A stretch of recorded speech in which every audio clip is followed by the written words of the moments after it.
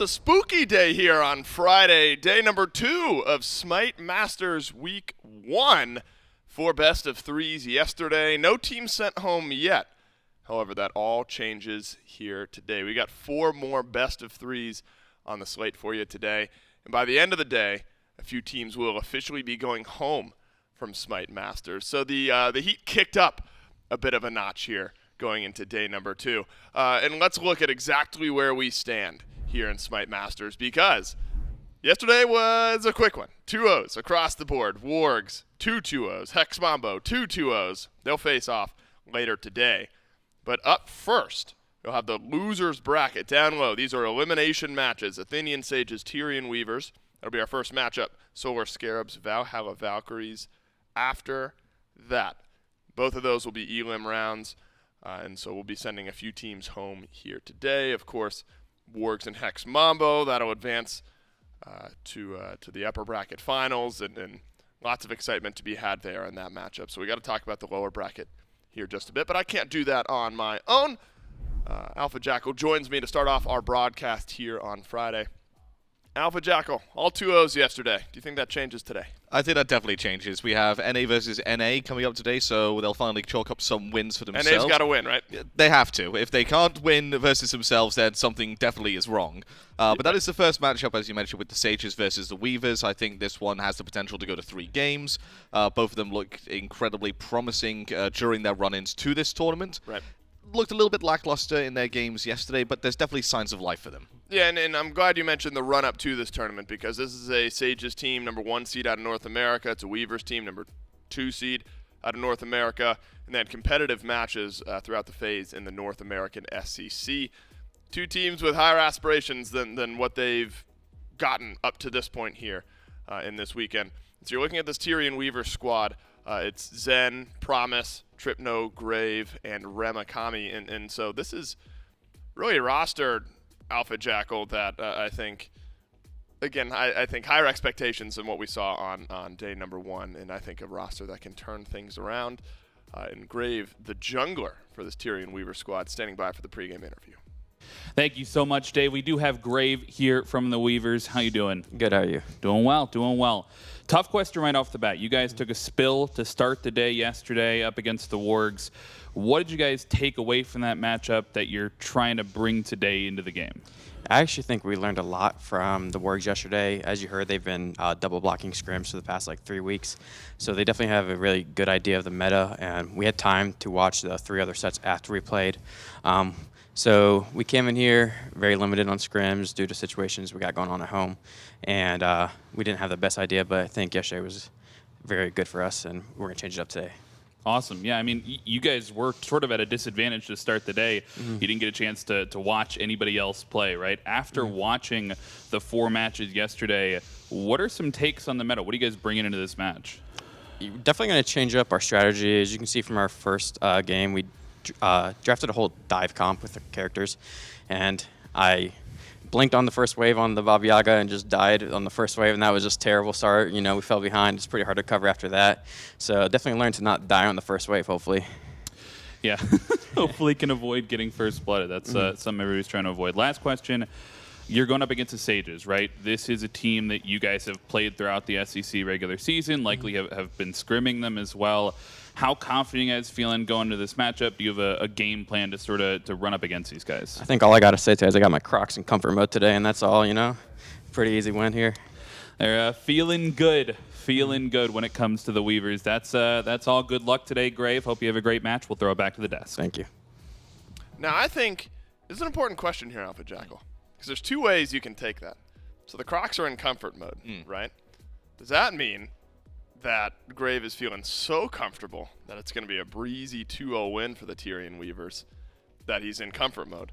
Or is it an I don't care comfort mode, and I'm here to play SMITE one way or another, it's all good. I don't care is maybe harsh. I don't want to word it that way. Or a laissez-faire type attitude. I'm kicking back, what happens happens. Because I think those are two totally different outcomes. They are two totally different, like you mentioned, but I think it's got to be the first option. They're feeling extremely confident coming in here today, up against the Sages. They're cooking again. Yeah, they've got to be cooking. I mean, the chef's in the back. He's got some new strats coming in today, hopefully. As we heard, they have had more of an eye-opening from the meta from what they've seen yesterday, so even if they have scrimmed the Sages beforehand, the Sages' notes will probably be a little bit less worthwhile now. Yeah, look, the food was a bit burnt yesterday. The chef changed up the menu, and we're coming out with something new for our guests here, if you're the Tyrian Weavers. On the flip side, the Athenian Sages, a roster that levied expectations on themselves yesterday, unfortunately fell a bit short against the EU squads. Renjaru, Privative, Nayhoo, Jangaru, and Snaddy. You know, I love the duo lane of this team, Renjaru and Privative. They're an absolute treat to watch. Priv was playing like one of the best supports in the SEC throughout the North American SEC this phase. And you know, I think it's just far too talented of a roster to go out 0-2 day 1, 0-2 day 2. I would be incredibly surprised if that's how things end here, Alpha Jackal. Because this is a team that found success in a very competitive North American SEC. Yeah, I'll be very surprised. I mean, we could chalk up yesterday to them focusing too much on Jangaru's birthday, you know. Just give them a bit of a little lifeline there. And today, you know, the celebrations are done. It's all serious from here on out. Right. Yeah, that's the hope, right, is that you check the box, and now you're able to come into the studio here today a bit more mentally prepared. They hung in there yesterday. Remember, there was a match, I believe it was Hex Mambo that they played yesterday, where they had like 4,000 or 5,000 gold in the lead. It felt like they were really in control, and then they just Game 2, yeah. They pumped the brakes, and that game got away from them. And so it's clearly a team that knows how to build the lead, and we saw that throughout the phase, but not capitalizing on a lead here this weekend. And it's an elimination match, Alpha Jackal, and so the heat gets turned up a bit. Who are some of your players to watch on this Sages team? Who do you need to see step up today? For today, I would like to see Jangaru continuing how he played yesterday. I thought he started that second match on that Darji extremely well in a pick that is a little bit more unorthodox in this meta. I want to see him continue that good form. And I want to see Snaddy also continue what he was able to do. I mean, he played the Thor one game, rotated over early, started to have influence on the game, but as you mentioned, they just put the brakes on everything for a few minutes, and you can't do that against Hex Mambo as they showed yesterday. No, you can't, because the conversation for so long last year was these long, drawn-out games in the EU SEC. That region has picked up the pace coming into this event. It's been quicker games. It has not been the 35 average minute. 35 has felt like the longer games that we've had over the last couple days. You got to step up, and you got to play quickly right now. Saw a couple Thor games out of Snaddy yesterday against Hex Mambo. One was okay, 2-1-1. The other was not the best at 1-4-1. And that's interesting. And so as we move into picks and bans for game 1 here, Alpha Jackal, I'm curious if the Sages are going to stick with that style of pick for Snaddy, because we've talked so much about tank meta, right? And we've seen the King Arthurs, the Tiers, the Guan Yus, and then it's back-to-back Thor games for Snaddy, which is a bit off of what we've been hearing about. And so I wonder if that's an area where the Sages will adapt some of their priority here today. Remember, this is an elimination game. We're in the lower bracket. Sages and Weavers, best of 3. Winner moves on in the lower bracket. Loser, your SMITE Masters is over. Game 1, luckily, pressure a little bit off, but game 2, you can't be thinking that far ahead. I already am, but these players cannot. They got to be focused on the task at hand. Yemoja heavily banned out yesterday, 75% of the time, 100% pick ban rate on the weekend. And Alpha Jackal left open and first picked by the Weavers. No surprise to see this first picked. I am surprised to see what has been banned, though. It's different from what we have been seeing. We've been seeing the Erlong Shen, the Cabrakan being taken away. Both been left open here so far. Terra taken away. Yemoja stands out a head and shoulders above the rest of the supports as the top support there. 2 Hunters being banned away as well. And Baron Samedi, not seen at all yesterday. In fact, we haven't seen any major supports yesterday, and all of a sudden, back up on the menu. I haven't seen Baron Samedi in quite some time. Does this scream support Baron to you? I mean, it's obviously not going to be mid, because that's where Baba Yaga is going to go. And so is duo lane where you feel like this is slotted? I think it almost certainly has to be, but there's a very, very small potential that this could go into the solo lane. Okay. Very small potential. That's right. But like you mentioned, I think this does have to go into the support. I would assume. We've seen mage supports anyway. PVM, by the way, big fan of the Baron Samedi. And probably cheering at his screen right now, seeing the Baron locked in for the Athenian Sages. And it's Priv. Priv likes playing some of these off-meta picks, and I trust Priv to play it at a very high level. Big Privative fan over here. Yemoja, Bakasura, Merlin, Shred and Burn. Already does not seem like it's going to be an issue here for the Tyrian Weavers. They've got good setup with the Yemoja, and Merlin provides good control over there out of the mid. Baba Yaga v Merlin. I think maybe expected at this point. Another new pick for this weekend is the Izanami. Haven't seen much of it. Hachiman and Ram both banned out. Is Iza the obvious next choice in your mind? An obvious next pressure choice, and I think we'll be seeing a couple Hunter bans here. First one off the table is going to be that Kurnos Marty chorus, probably going to be the next Hunter ban here. No, it's going to be the Anhur taken away. Anhur again. Oh, very surprising, considering I don't feel like the Anhur had a very fantastic performance yesterday. I thought it was a bit... One game, 0, 2, and 3. And so you're right. Yeah. It was not the best out of the Anhur, but the Athenian Sages hoping to limit maybe some pressure on the return side. You could maybe say the same about the Robin. 25% pick rate, 38% ban rate, so just over 50% pick ban. But 0-2 in the games where we saw Robin. But these players just not ready to give up the pick. What does Robin bring to the table? Ravana brings a good amount of tankiness and burst into the jungle because of his damage mitigation from his ultimate. He dives in, is able to handle one-on-ones with Bakasura quite well, has a good long-range route with that 10-hand Shadow Fist. But he's going to have to contend with a King Arthur just running at him, and that's not what you want to be seeing as a Ravana, because your route's almost effectively useless against him. Now, though, you get to look at what is left open in the Hunter pool. It's Ishtar for now, with heavy Hunter ban priority from both teams combined. Ram on one side, Hachiman, Cern, Anhur on the other. No Marty. Still left the Ishtar open. You're right. No Marty. Seen Marty in the mid lane and the double Hunter compositions, but not wanted over in duo. Is Ishtar still in a good spot, though, in your mind? I think she's in an okay spot. She has lost a little bit of potential, given that Hunters in general have done. I think she's one of the Hunters that leans more into crit than she does into kin size, in terms of how suitable it is for the build. And these days in Hunters, you have to build kin size, otherwise you're dealing almost no damage to these frontline tanks. Yep. So in that instance, Ishtar has lost a little bit of value, which is why you see her drafted a little bit lower down here. Someone who's lost a little bit of value as well, Tyr, going up against the King Arthur. This seems to be the matchup of the weekend in solo lane. It does. And again, I'm a big fan of this matchup. It's been fun watching which solo laner feels like they're able to wrestle control, and it puts a lot of weight over on that side of the map. So Remakami v Snaddy, a matchup that we've seen in the North American SEC throughout the year. Now, here at SMITE Masters, given 2 picks with high expectations levied on them. And this was a matchup. We saw King Arthur pull like a 4-level lead yesterday, just kind of casually in lane as things were going on. A few things to mention. Erlang Shen, 100% pick ban rate throughout the weekend.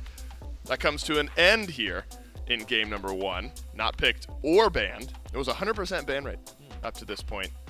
Not the case here in game number 1. Terra, Yemoja, Baba Yaga, Hachiman, they continue their 100% pick ban rate. I look at the duo lane here for the Sages here, Alpha Jackal. We now get a clearer look. Baron Samedi plus Izanami, but now you're going up against a Yemoja and an Ishtar. Is there a clear pressure advantage in your mind? Huge pressure over towards the Athenian Sages. I mean, you can't look past Izanami in terms of early game clear level 2, level 3, level 4. She will almost single-handedly give you the edge in terms of wave clear.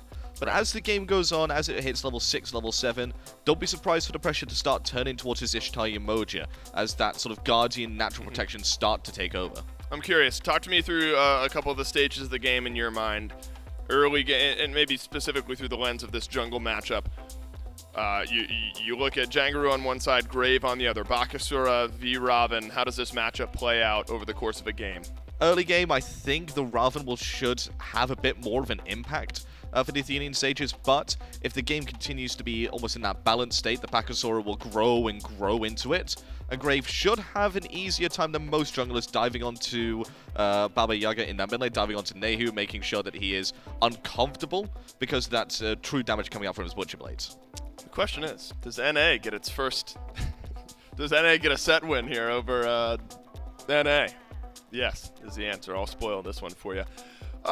You know, I think a heavy weight on this set in a way that we haven't had yet this weekend, because the Athenian Sages are on knockout point here. You come in as the #1 seed. Priv talked about the expectations that they had on themselves and the weight that this team was feeling coming into this Masters event and really where the bar was set. Didn't quite meet those expectations on day one. You could say the same for the Tyrian Weavers, but this matchup, a bit of a rivalry forming over in NA. If you're in Twitch chat right now, you're wagering your viewer points. Ooh. Which side are you going? You asked me to wager my viewer points. Yeah. Ouch. I'm going to have to go with the Tyrian Weavers on this one. All right, we'll see if the Tyrian Weavers are able to win some viewer points for Alpha Jackal in game number 1. Down to the casters we go. I can't believe Dave spoiled that for us. An NA team is going to win this set. They're going to finally break the streak of losing all their. An NA team has to come out on top here. Well, I'm holding my breath. I'm not sure about that. You're not sure about that? Let's watch how this goes. We'll see how this game ends, and then we'll, determine how that goes from there. I think that's fair. Day 2, game number 1, Tyrian Weavers, Athenian Sages. Put up the poll on screen there. 62% favoring the Sages going into this one. That did not match the confidence. Grave came out in the interview. He had his Crocs on. He was feeling comfortable going into this one. They've battled it out in the SCC. And both teams got the chance to watch the 4 sets that we had yesterday. They've got new takes on the meta. And we've got some new things here on the screen. My eyes, as yours I'm sure, go immediately to the Sages dual lane. Privative and Renjaru bringing out 2 new picks this weekend. Yep. There's a lot of pressure we should be seeing. War flag start there from Priv on this Baron, which is just going to give more attack speed over to Renjaru. You clear the wave a little bit faster. You should be able to get just a little bit more pressure over in that lane because InMyZen on the Ishtar, those AoE autos are pretty strong. You usually pick Ishtar thinking you're going to be able to get some good wave pressure, but I'm thinking Iza's still the premier hunter for just clearing that wave as effectively as possible, saying, hey, we want to get aggressive if possible. If we have eyes on Jangaru, we know exactly where the jungle is. We're going to step forward, but if not, at the very least, we're going to stuff the way forward. Yeah, I mean, we do see that popular support matchup as well. Yemoja banned almost every game yesterday, and Promise is able to grab it early on in this one. But I think my eyes also go towards this jungle matchup, right? We saw both of these picks yesterday. I think Ravana was banned and picked, and Bakasura, of course, played by Johnny and performed on by Johnny, as we expect on those auto attack carries. Great was talking about in the interview how he came in and wasn't really feeling confident in his jungle picks in the first sort of iteration in the meta. And now that he's gotten back on the horse, he knows what he wants to bring to 10.6. He's chosen this auto attack jungler in this heavy, farm-oriented Bakasura pick. What are your thoughts on the pressure here for the 2 junglers? What an innovator. Wow. He said, man, I now know I want to play Golden Blade Baka. I don't know where he got that from. Probably the miles and miles of SPL data of everyone picking this god. But in reality, Baka excels at farming quickly. In my mind, Grave has always been a jungler who wants to fast track to level 20. If he leaves his team on an island while he does so, that's fine, because once he gets there, hey guys, I'll hard carry away. In this case, Robin, good early pressure, good ganks, but has a bit of a struggle farming, does not clear the camps as quickly as once this Bakasura does get the Golden Blade online, just starts eating whatever minion is possible and then zooming across the map. So I'm thinking Jangaru maybe focused more on kills, whereas Grave, he wants to get XP. He wants to get as many items online as quickly as possible. And it'll be interesting where we see that pressure come out for both of these squads. Now, this is an elimination match, right? Whichever team loses here is going to be sent home earlier than they anticipated here in the losers bracket. And I think that definitely caused some teams to play a little bit slower, play a little bit more careful. I don't want to step up and be the first one to be picked for my team. If you're looking at these 2 compositions, what's the go button? Where do these teams want to fight stage of the game? Well, Tyrian Weavers to me looks like late game oriented for just about everyone. I mean, Baka does not come out of the gate with a strong gank. Remakami would love to get some itemization online, and of course, Ishtar and Merlin, not known for their early pressure. Sure, clear the wave fine, but you want some itemization online. Whereas on the opposite side, I think that, of course, Jangaru's got the ability to find some ganks early on. Of course, Snaddy as well. Been known to rotate out early with this teleport, make some presence over towards the duo lane. So if we are going to see some sparks fly, not necessarily meaning First Blood goes to the Sages, but it's probably going to be off of their targeted aggression unless Grave goes back to base, gets that Golden Blade, and just finds the opportunity to do so. The Baka is really the only one who has that ability. I do think that Promise could get active as well, though. River's Rebuke, there's no Phantom Shell, and Priv is going to be stuck relatively easily in that ability. So things to watch out for. Definitely duo lane aggression as well. Yeah, I mean, I think we've seen this solo lane 4 or 5 times at this point. Hold that thought, though. First gank, Grave blinking in onto Renjaru. No dash, but he does not have the last auto in the tank. Early attempt from Grave, no kills, though. I told him, got to go back to base, buy some of those items, and then go in for the gank. But at the very least, you pull the beads. Renjaru is going to be a lot less safe over in that lane.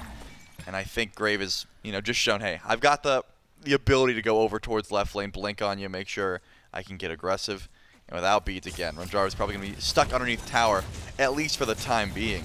All of that was out, any ultimates, but look at this, Jangaru actually trying to fight at speed buff, but up downs and does not get much. Yeah, not on the mark with that ultimate. Now the mid laner is here to chase him out. Jangaru's falling low. This could be first blood if they're looking to catch the jungler. Nayhoo rotating over and has the peel for Jangaru. They're still trying to get in range. Promise trying to finish this one off, but I'm not sure. He's got the within the tank. I don't know if he's got the damage, and Jangaru does not get punished. Will just lose the ultimate on the other side. It is InMyZen who gets taken out for first blood. And Priv doesn't even get the extra auto attack from the tower. I mean, I didn't love the aggression there from Jangaru onto the speed buff. Didn't seem like the damage was really there. Once that Mystic Rush missed, the gank was just dead. But Trypno made one fatal error, and that's going into fire stance on Merlin. Those cooldowns are just too long. I know that the idea was, hey, we'll burn him down. He won't be able to escape. But unfortunately, Jangaru juked enough, was able to get away from the River's Rebuke, and the CDR from Trypno was just not there to finish off that kill. Because of that, you give first blood over to Priv on the Baron, finish up that gauntlet of Thieves, start getting it stacked up. It's going to be a good look here for the Sages early on. Maybe looking for some pressure as well. Answering back is the Weavers over towards this blue buff. The rotation is here. Priv onto Grave, and that ultimate has been dropped, but he has the escape tool available. Snaddy wants to continue, and Grave may be under fire. Good peel from Remakami in a rotation. It may still be the blue buff invade here, though, for the Sages. Grave finds himself in the middle of 3 and does not have the ultimate. I don't know if they have any follow-up here. It's only Priv who's now trapped in the Weavers, and the Riptide will keep him locked down. The damage comes through, but it's only Remakami looking to charge forward, and now it's Grave who needs one more auto, but Snaddy takes the only kill of this engagement, and it's still Athenian Sages, the only ones on the board. Okay, Frog, I've got a saying that I talk about a lot with Baka when his ultimate is down. I equate it to he's a big minion, right? He does not have kill potential. He doesn't do a lot of damage. If he's got some itemization, maybe. But the fact that Grave blinked in and his heart of hearts thought he could get a kill there baffles me. I mean, there was just no chase down potential. The CC was clean. Priv gets double riptided back into the fight, but just didn't seem to care. The heals from this Baron were pretty consistent. And sure, there were some low health targets. The Weavers wanted to make the action work, but just could not happen. They strike blood twice. Remakami does not have the charged ultimate, so Snaddy will be just fine. But the Sages, they're not afraid. They're stepping up to every engagement here. Yeah, Priv feels fantastic on this Baron. I think you can he's got already 20 stacks onto the Thieves, and I want to talk a little bit more about this War Flag, right? We haven't seen this picked up, I think, in entire seasons. Yep. We haven't seen this picked up, right? And he's choosing to bring it out on 10.6, brand new meta potential for that. He's got the Oracle Chalice as well. He's just inventing things here and bringing them to the table. But with how I played yesterday, I support the new ideas. Yep, I equate it to, hey, whenever I buy War Flag, I say we're War Fragging, right? I want to go in, I want to use that attack speed to my advantage, and I think that it does just help the duo lane immensely. Renjaru is going to be able to help out. You get one of those upgrades later on, War Banner, or of course the one that just heals your team, and both have some decent, avenues later on, and using that attack speed to try and get a kill on the Zen. Unfortunately, not able to find the pull or the beads, but the ultimate goes down, and I think the tower is really what they're after. Yeah, Privative trying to force that one once again. It's going to maybe force the rotation, though, from Promise. Trying to catch some members here in the River's Rebuke, and will catch both of them. They may be able to squeeze out, though. When they do, it's Jangaru in the counter rotation, and he hits the Mystic Rush this time around. Will grab yet another kill onto Promise. The rotation is tried from the Sages, but punished. Is punished. Unfortunately, the River's Rebuke looked clean, but there was just a little bit of wiggle room, and of course, the rotation in from Jangaru was massive. All the while, Nayhoo has not been making any presence known. The Baba Yaga has not rotated in. That's benefit 2 levels, level 11 already, 8 minutes into the game, which is insane. Jangaru, no fear, does not care about Graves' blink. In fact, is getting aggressive, stepping forward. Would you believe that was a fight that Graves started? Doesn't look like it. Yeah, I think that, I mean, that's the second time that Grave has blinked in and immediately has to leave. He was at least successful that time. They didn't take him out, which is he almost which is died a red positive. buff. Yeah, he's definitely got to be careful. I mean, he's the one who said he went back to the drawing board and picked this Baka, right? Brand new thought. He brings the Baka to the table. And maybe a brand new thought in the form of this build, going that tier 2 charged bow. It feels like he doesn't have any power online. He does not. The idea here, of course, is, hey, I've got Butcher Blades, so with more attack speed I get more procs, and also it helps with farm. If he's going the Scream route, probably not going to upgrade that item for a while, just hold on to the tier 2 for extra attack speed, help it. I was going to say like a pseudo Golden Blade, but he already has Golden Blade, so really prioritizing farm. And if that's the case, there's nothing wrong with that. But trying to fight when you're prioritizing farm is a bit conflicting. A little bit so, right? We've seen how much damage he can dish out, not so much. If he wants to get to late game, that's fine, but he's already a level behind in the jungle to Jangaru.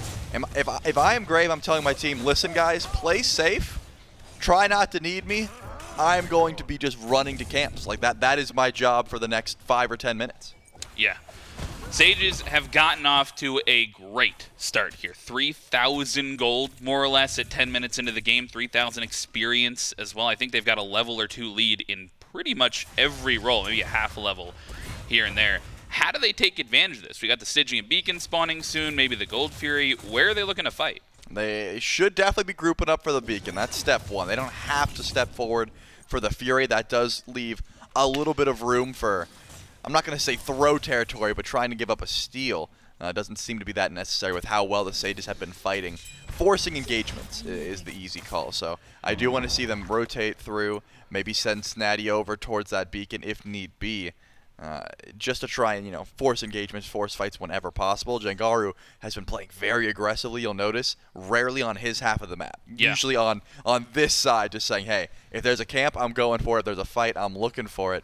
And look at the group up here. It seems for either A, the purple buff, or B, a Gold Fury attempt, but Promise might be the first target. Privative in with the ultimate's going to pull the support back, and River's Rebuke traps a couple in as well. But Promise is getting shredded down, makes it out just barely, and now Privative may be the focus. He gets a critical heal off, and he'll walk away too. The support's knocked down low, but everybody lives on the back end of the engagement. It's consistently through this dual lane that they keep looking to find pressure, and Jangaru's not done. He needs one more ability to find the kill on the Grave, but Trypno stands in the way, and still no one falls. Yeah, unfortunately, overhead kick, just not enough damage there. Jangaru probably not putting points into it as you usually don't until you max that first ability. But plenty of damage coming through towards immediately Promise, right? That was the first target, but using the ultimate, jukes out, and then Priv starts to get turned on. They created space, though. They're going to start up this Fury. It's only Promise here to go for a steal. He's got to be perfect if he wants to win the coin flip. It's weighted heavily, though, for the Sages. He's throwing out the bubble. I don't know if he has it, and the Sages, sure enough, secure the objective. They get the TKOs onto the Weavers. They grab the objective for free. Yep, and they're able to back up. All without rotating out of the solo lane. They said, hey, Snaddy, we don't need you. You stay away. The Beacon is here, though. And Promise is going to start putting it in the Weaver's favor. Nayhoo's nearby, but it looks like the Sages said, hey, we got the Fury. We don't need to try and go for the Beacon here. Let's just make sure that we get out scot-free and continue with our undying streak. Losing the Beacon is just a small price to pay. And it does seem like grouping up, fighting has been their MO. Pyromancer spawns in here shortly. You can imagine the Sages will step up to that. My question is, when do the Weavers draw a line in the sand and say, we're not going to give up these objectives for free, we're going to stand true and fight? They did attempt to fight, and it was close. We're not able to confirm those kills.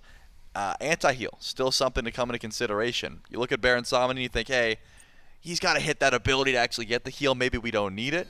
I think Priv's been showing the healing is still an issue, and I think has lived twice now because of those clutch heals. Yeah, I mean, he for sure dies at the beginning of that last engagement if he does not get that heal off. And especially when you're grouping up, it's not too difficult to hit a big AoE ability when you are aiming at all 5 grouped up members of the enemy team. But It's still the Sages looking for pressure and, sure enough, grouped around this Pyromancer soon to spawn. They've got quite a gold lead. I mean, we talk about like 1 or 2K maybe doesn't matter when you get up to 15 minutes, but 5,000 at this point in the game is I would definitely call that significant. And the Sages, I think, haven't even done a ton of the forcing themselves. I think 2 of these 3 kills are failed engagements by the Weavers. Yep, and I don't think that they really have to step forward. Trypno takes a ton of damage. Nayhoo finally getting his hands dirty, using some of that poke. And Jangaru, once again, not in his own territory, deep in the enemy jungle, just trying to see, hey, could I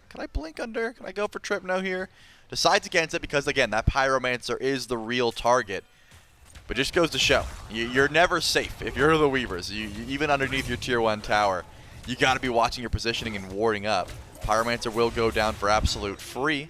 See who picks up the runic bomb there. It will be Jangaru. Question is, are you saving it for confirmation on objectives, or more likely, are you trying to just destroy a tier 1 tower, put some extra gold in your pocket, and open up the map state just a little bit more?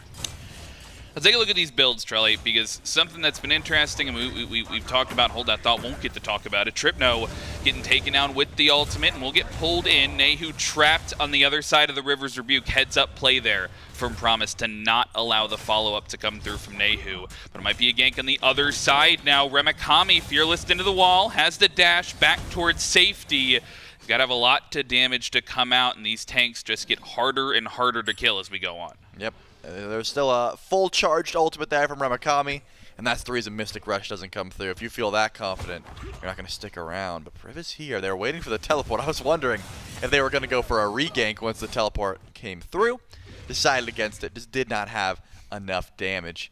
But as you were talking about build-wise, I do think that it's just, hey, we're going to build some tier 2 items to get the passives if need be. If there's some extra power we can pick up, you know, for the tier 2 Book of Thoth, for example. It seems like Trypno just likes to hold on to it until he's able to get the Soul Reaver, the Odibo again. You still get that passive from the charged auto attacks. Everyone else does seem to just be finishing up those items to get that call, but Renjaru getting dove real hard here. Gank here coming through. Promise and Gave available, but he does still have the tier 1 tower, and he's 2 levels ahead, so he's got the damage as well. Grave doing his best on the auto attacks. Renjaru's fighting back. He does not have enough, and Grave puts the Weavers on the board. Yeah, that's a 3-man dive. Unfortunate for Renjaru. Tried his best to juke out with the stealth, but the bubble finally revealed his positioning, and they were able to find that kill. Immediately, though, the Weavers disengage. That's their first kill of the game 16 minutes in. They were able to grab a tier 1 tower and a big shutdown of just, hey, Renjaru's level 17. He's 3 levels above Zen.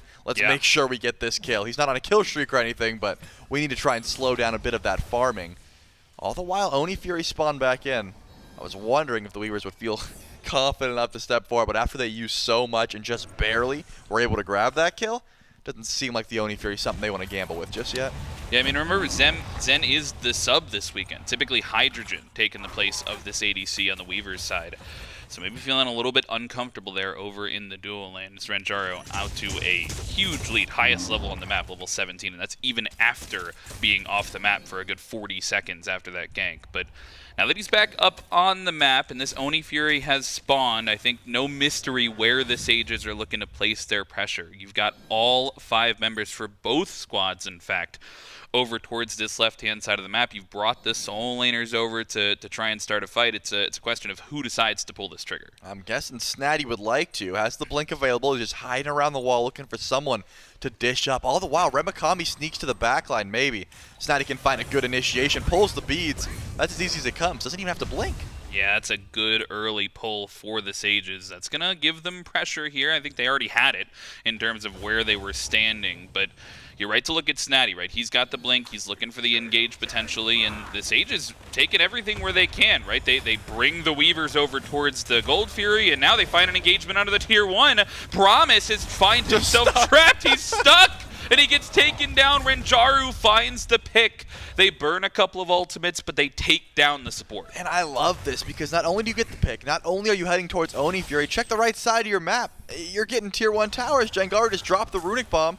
The Tyrian Weavers are forced to get aggressive. They have to go forward, but so does Snaddy. Snaddy on the engage is going to solo down Trypno by himself, and they'll find yet another pick. The Sages on a rampage, and they're looking for more. Remakami, no beads available, and trapped in the green buff. It has to be Grave to save the day, and he might do just that. He drops the Regurgitate and finds the answer back on a Renjaru, but Snaddy is on a killing spree and takes down the other carry in the fight. He finds both the mid and the ADC, and Sages still feel like they're on top. Remakami doesn't want to stop. He's pushing forward. Sages have to back up, though, if they want to hold on to their lives. Snaddy just has no problem stepping forward, though. This tier is a big issue, and it seems like Jangaru finally decides to make his presence known in this fight. Ravana wants to back up, though. Remakami still does do some respectable damage with those Glad Shield procs, and is going to stick around for the time being. Beautiful engage, though, from the Sages. Grave was able to find a return kill, and the beacon goes the way of the Sages. So they're going to split that 50-50, first one Weavers, second one. But the objectives stand tall, and it looks like the Weavers are making a conscious decision here. Do we fight for the Oni Fury, or do we go for the Pyromancer? The Sages don't know exactly where they are until Snaddy walks forward. He wants to go for a steal attempt, and he's not. He does get it. He was able to steal it away. He takes it away. They'll grab the Pyromancer for the second time. Still perfect on objectives, and they're looking for kills on the other side of the map as well. Remakami and InMyZen here to try and help themselves escape, but Privative and Snaddy want to chase this one down, and Grave is now here to answer back. Drops the ultimate.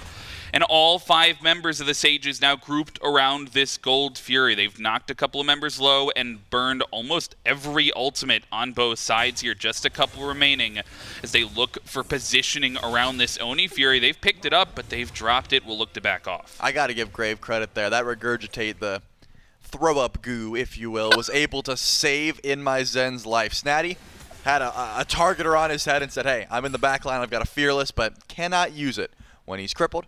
So Zen gets to walk out. No beads, no Aegis would have definitely fallen down there.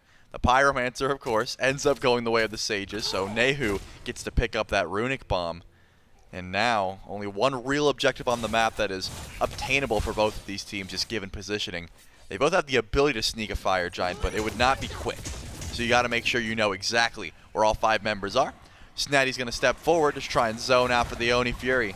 And the Weavers are not immediately making a pull onto the FG, so there's just a net win. And now Snaddy's just going to try and put some damage onto Zen. I don't imagine he can get a solo, but one ult might be able to just put it in his favor. He might go for it. And I think if that ult had hit, I would have been a little bit worried for Zen's health. For sure. Once again, the Sages find themselves what is essentially a free Gold Fury, right? The Weavers put up a little bit of a fight. They're there for the first couple of pulls, but the Sages keep at it. They grab the objective. They're still perfect on objectives in this game outside of that first Stygian beacon. They're real far up here. The lead shows for the Weavers. They are real far up. They're pushing up this right side. Athenian Sages want to answer back, and that starts with an ultimate from Jangaru. The tanks are the furthest forward. Nayhoo is in the home sweet home, trying to force this one down. I think the Weavers may be too far away, though, for the chase. They'll get the Tier 1 tower and walk out. Well, you know what they say. You're never too far up as long as you have a Riptide. So if Yemoja's there, you're going to be able to zoom out. Everyone says it. You know, it's just maybe you haven't heard it, but trust me, you're going to start hearing it. Got it. And now, the ADCs tell no lies. When you look and you see that the Izanami is on this side of the map, Fire Giant's being started, Zen just split pushing, and it's already half health. Half health, and it will be kept on. The Sage is looking to secure this. They've got the Runic Bomb in the pocket as well, and the Riptide comes through. Privative pulls him in for the ultimate and promises the first to fall, but they're still on it, and Grave finds the next one. Weavers take it away, and Grave gets out with his life. Renjaru continues to fight, and Remakami falls. 3 fall for the Weavers, but they take the Fire Giant. They'll take some pressure as well. The Sages are going to push down right, though. Yeah, they are able to push down right. You can see that Snaddy's stopping backs here, so that's a free Phoenix if they're able to continue this push. Grave, no blink, no ultimate. This right side bird does fall down. You get Fire Giant. Unfortunately, you lose your bird. You don't even get the Tier 2 over on left, and Snaddy is still being a nuisance just chasing down Zen. I was wondering if the Sages were going to be able to rotate in and catch out the Ishtar, but good pathing tells him to head over back to left lane. And the Sages siege forward again. They're able to push despite losing that Fire Giant. Trypno and Remakami will be up soon, and that should be the call to back off. You get 1 Phoenix down. You got to feel decent about that one, but the question is, and I think I've got the answer, do the Weavers feel confident enough with Fire Giant on 2 members to try and make a push of their own? With the right side bird down, I'm thinking no. I don't know. I don't know. They pushed up on that tier 1 tower. They certainly did not have the advantage before, and I'm not sure they have the advantage now. But this feels like a Fire Giant where you take it away so that the other team doesn't have it. You're happy to stall out the game, right? Right. You definitely get to hold on for a little bit longer, but any sort of stepping up in the jungle, and that's what you're going to see from the Sages. Snaddy uses the Lawbringer there, doesn't catch anybody out, but Grave just walks right by into the backline and drops the ultimate. Has to jump out, but Remakami still on the engage, and this has all been around the Pyromancer, but it's gone towards the empty Fire Giant pit, and Promise has been pulled back in. He'll get taken out, and the Sages are on the board once again. This Fire Giant around 2 has not helped them to secure the pressure. Promise falls again. Yeah, unfortunately for Yemoja, this is one of those matchups where she does not love being close to Baron Samedi. You don't have much in your kit to try and get away from that ultimate. Usually these supports are not itemizing into beads. It's the Sunder and the Shell for Promise. So if the team bails, usually Promise is left out to dry, and that's happened a few times now. 4 deaths for this Yemoja. And of course, as usual, Priv is on point with life of the party. But Fire Giant's off the board. Pyromancer goes the way of the Sages, and they are heading right towards the Primal Fury. It seems like they've got no problem trying to force fights. But upgraded starter items are a bit lacking on the side of the Sages. I mean, Jangaru is still level 19, does not have that upgrade to a Bumba Spear or Hammer. And of course, Snaddy, who has just been holding down the ultimate button. It seems like every single time he gets the chance to, just ulting in. Even whether it's a whiff or not, he gets in there. But look at this, Graves to the backline again. Yeah, they're still looking to fight, and Graves starts it off well for the Weavers. Renjaru to fall early, and now Jangaru is finding his own engagement in the backline as Remakami is pushing forward with Grave. It's the Sieges on the escape route now, running towards the tier 2 tower, and the Primal Fury still stands. A 5v4 advantage, and Fire Giant still around the waists of 2 on the side of the Weavers. Health bars, though, still somewhat healthy for the Sages. They've got to be careful here. It's not a free objective by any means. What may be fought over instead, though, is this Stygian Beacon. 5 members on it for the Weavers, and Snaddy's looking for the engage. They'll grab the Stygian Beacon, though, and everybody backs out. Yeah, it seemed like stopping the backs was the call. I mean, there's fire minions pouring in right. Not a lot of damage towards the Titan, though. And because of that, you lose your beacon. You don't get the Primal Fury. And you have got a little bit more time to try and let that bird over on right spawn in here. The Sages have the ability to make a choice, though, because Fire Giant's going to be spawning in here shortly. The Titans are going to be sieging over on left. And that right side bird is going to be spawning in here shortly. Do you push with the Titans and try and get a left side Phoenix? Do you just go for Fire Giant? Someone from the Weavers is going to have to deal with the Fire Minions that are going to be over in right lane. Right. There's a lot of map state that has to be considered, and it seems like part 1 is going to be grabbing the Primal Fury here for the Sages, and then they can decide if they want to group up and push with their Titan. Still have some time before that Fire Giant respawns, and that's going to benefit the Weavers, right? They changed that timer. We're back at a 5-minute respawn, so they're going to have that Phoenix up before that Fire Giant spawns for the second time this game. But it is going to be these Titans pushing right around when that respawn timer comes in. Sages are grouped up on the left side. It looked like they may have been grouped up just to destroy that Order Titan early on, but I think it may be recognized here by both teams that they may just let the Titans fight and kill each other and trade in the left lane. The real fight may be around the Fire Giant. I like this from Zen, though, because as long as you're able to stall at Fire Giant and not let it go down to the Weaver or the Sages immediately, if Zen just kills the Titan, lets it push, and then gets over to Fire Giant quickly, they should have enough time. But it looks like they said, hey, they're going towards FG. We can't stop them without you, Zen. Get over here. And the Ishtar has to abandon that chase. The Sages have the aggressive positioning here and the ward coverage, but so far, Fire Giant looks like it's just going to be gambled over. No one's going to make the pull. Finally, it started up, and Snaddy's on zone duty. Sages will pick this one up early, but Remakami gets swallowed alive before the fight even starts, and a double stun and a double ultimate there from the solo jungle dive, and InMyZen has to retreat, and he won't be successful. Jangaru on a killing spree takes down 2, and Grave trying to fight back, but promise will fall for 3 down on the Weavers, and the Sages don't even need the Fire Giant to push down this right-hand side. They'll push down for the Phoenix. They will take the bird. They may, in fact, even push into the Titan room here, 5v2, if they want to push for it. They don't have the minions, though, and I think they have to back off. Yeah, Privative very weak here, and it looks like Trypno's forced to Aegis. Does Jangaru have the damage? He does. Now it's a 5v1, 15 seconds without Remakami. They're going for it. They don't need the minions now. 5 strong. Grave, no ultimate available. They've got to tank this well, though, and Grave has to do what he can, but he does not have it, and the Sages take game 1. 4-15, maybe a deceptive scoreline. I do think that was a little bit closer than it was led to believe. But the Sages, gold-wise, XP-wise, objective-wise, was just in the lead all game. They didn't seem to have any sort of stop for that aggression. And more specifically, I didn't see an answer for the tier. Snaddy was unchecked that game. Yeah, I mean, I'm not sure that you can really... We've seen the tier King Arthur matchup all weekend long. Yep. And I think it's gone the tier's favor pretty consistently. This stun that they've added to the Lawbringer ultimate has been an incredible series of engage, and it just felt like early on, I mean, if Grave is looking to make those plays early on, I'm not sure if Baka's the pick. That I think I tend to agree. If you want to AFK farm to late game, which he ended up making a bit of a pivot towards, like once 2 failed ganks, he's like, okay, I'm going to go farm, I'm getting level 20. But once it started away, yeah, if you want early pressure, there's other picks that he can get active much earlier. Well, Weaver's looking to bounce back in game number 2. Sage is looking to take it into. We'll see what happens after the break. Take 10 steps back till you get to where you're going. Just research where you're going. A t-shirt where it's snowing. A preacher not quite knowing what he's saying. What he's saying.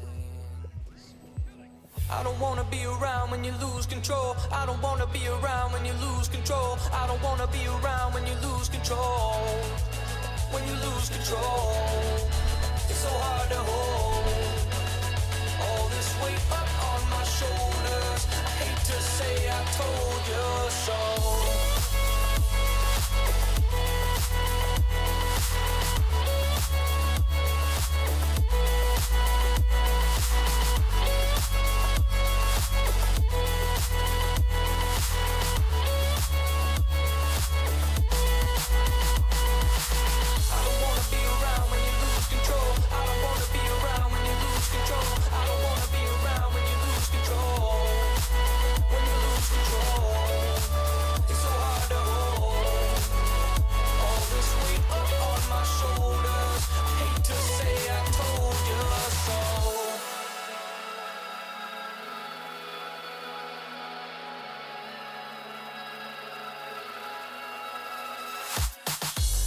Take 10 steps back,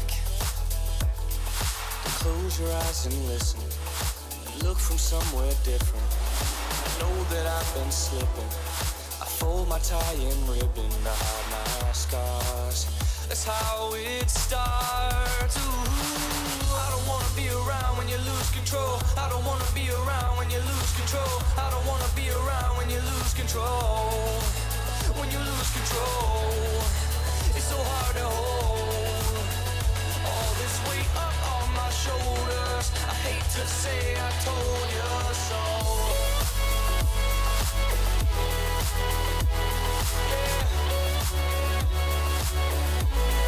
Told you so. I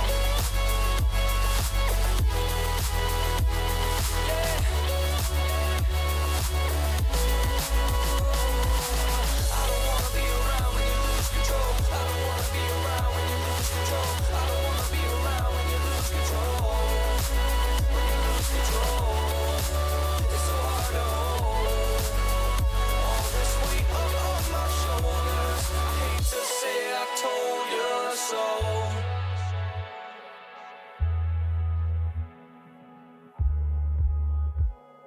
Hate to say I told you so.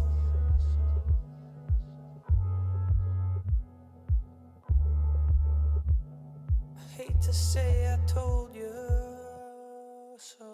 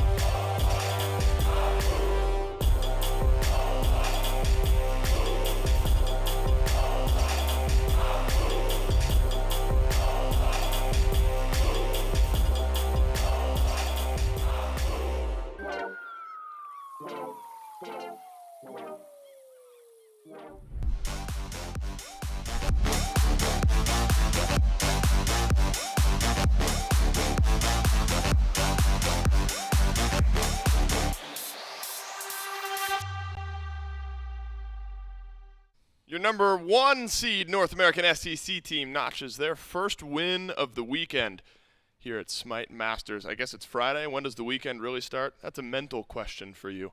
But the thing that's not a question is that the Sages are officially on the board. And if you want some great value, allow me to pitch you an idea. The Color Forge Season of Souls event going on right now. And where's the value, Dave? That's the question. Not only is it value, it's the best value.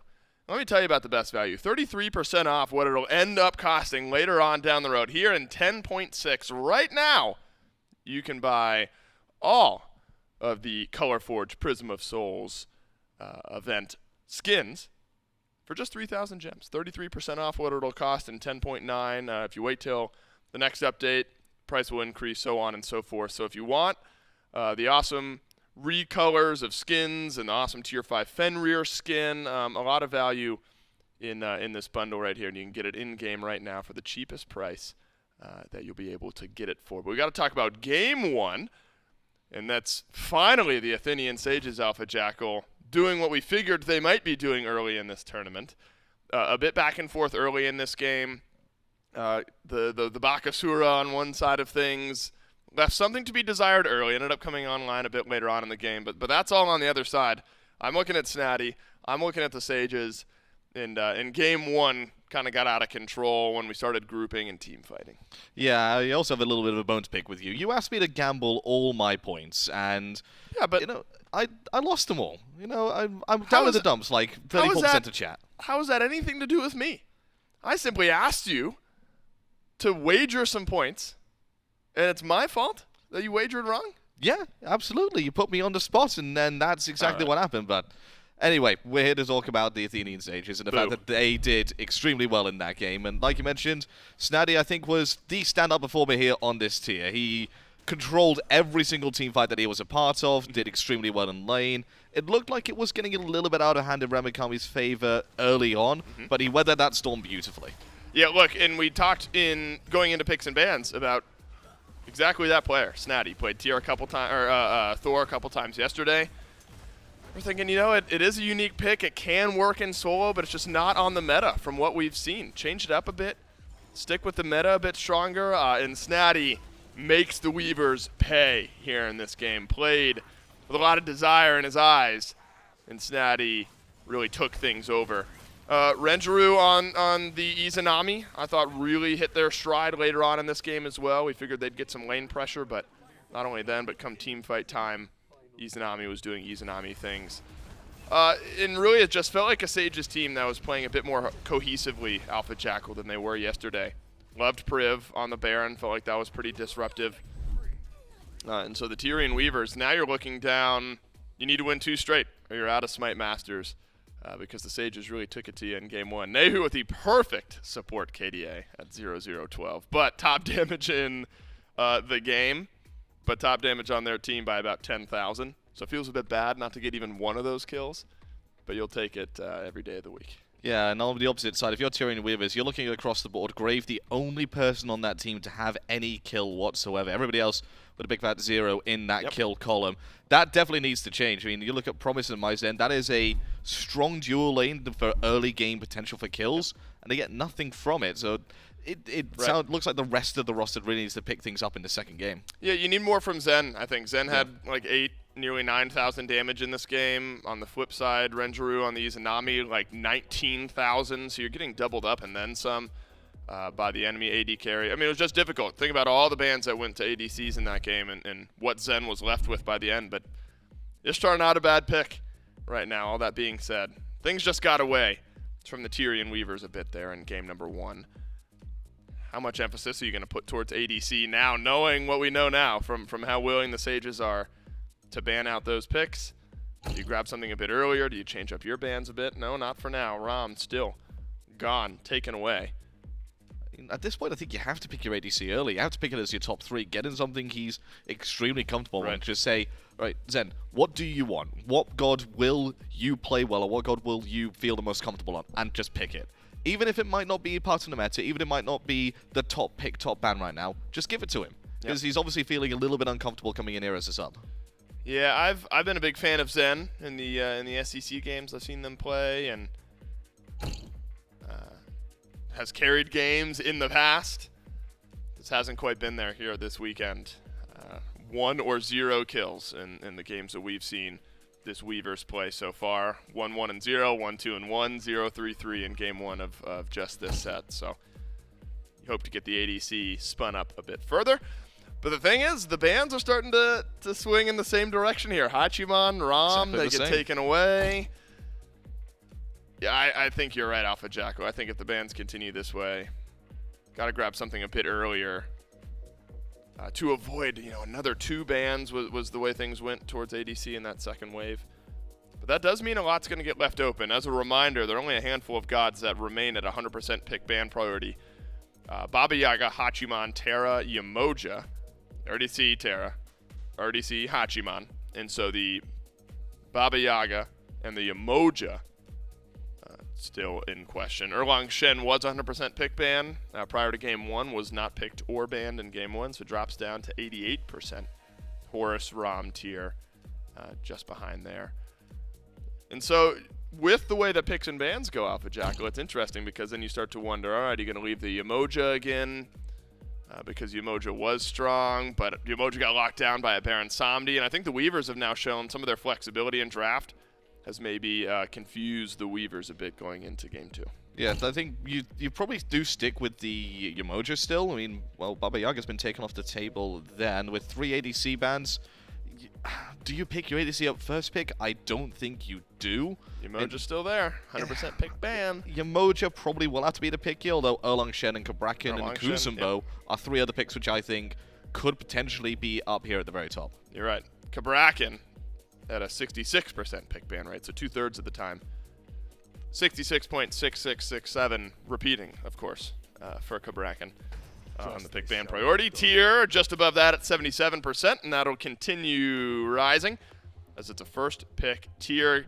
Look, not only great for your solo lane, but also get that out of the hands of Snaddy, because my goodness, game 1 was a takeover, and again, this is an elimination game.